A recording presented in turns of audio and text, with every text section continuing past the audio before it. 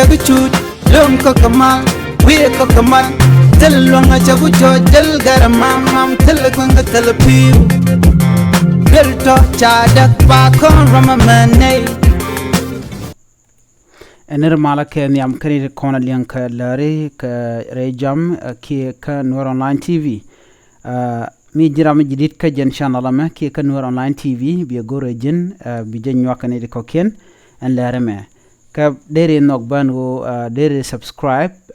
ko de lerin kono banu nga ko tongnas de ken chwa ka ya kamal ler dan ban ga jen gwasme che tanya nena shala do shi police ni gwanya gasa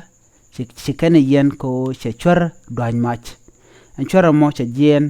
che dolwur na mo che jotol ka shuud gwanya gadana mo cho chwar che dwan match en gwasma chala do chaje yen en wuda dan che chwar dwan match kuma ki police ni agenda na ban ga jen gwasme mi jiram jidit ke jen channel ma bi gorno jin bi jen wakane de koken ko no kono de lere de kan wore jam ka dob dan gor kono ka jam en leer balingen jen gwasme chala do shagwanya gasa yen ko sharam shi tuk de tul ber kamach gwasme cha tuk de tul jen sharama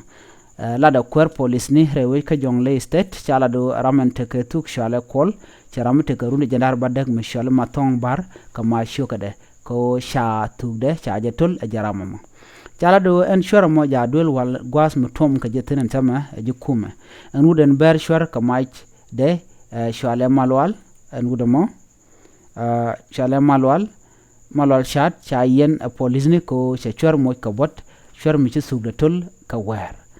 chala do police ni etin ko bika men ci tuok bika kula ngach ki katin ku kan goro ba ngach ngum ci ore la tok gwata danan wudume be chwar mo be jabar duno cha la do cha je yen ramadan en ci chwar ci jabar ko jogje ngu mi bari chwar ka jamo ka jano chwar jen we dul we jetol ando mo tala do chawdo mo chaje yen a police ni ka yene tin kon tin la lieng de radwer no de rande ro da gang de tuk da gang ka jano ram tol dulu no me kel mo gotish ko de jegu de gwa en wo ngumi shi wudo me che duran che otolo ne ka chi wudo me choro mo ko mot ko to che nyin ka jaramo mo en me de yene gujede de nyodo shu en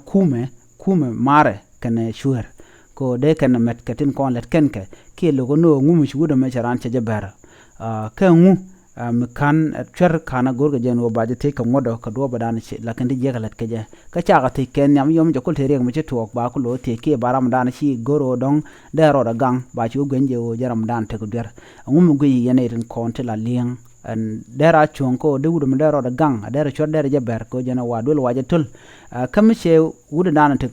tug bo man cha dul kulo tul kam cha jo je ka che lok cha de na ga jen chormo nguma dera an lel ka jen gwasmo na me jenda ne linga jen gwasmo mi jiram jidit ken channel me ko rejin be nyane ko ken ko no kono de lere de kan gonte ko ken en tekten ci police ne gwanya gasa yen ko charo da gang ki che chor che je dwan mach ka che jaber shu ko de shi ka dan chalat ke je ko le la dwer wala shi dwer na me biaje chuloj gwasmo ka o bien comment ke bia cherkon bia ga yan pinga jen gwasmo bia ta kamal bye bye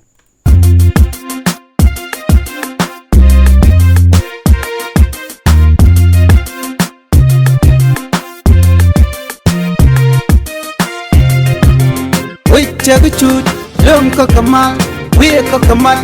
telwanga chagucho jel garamam mam telkwanga telpiu belto chadak pa kon ramamane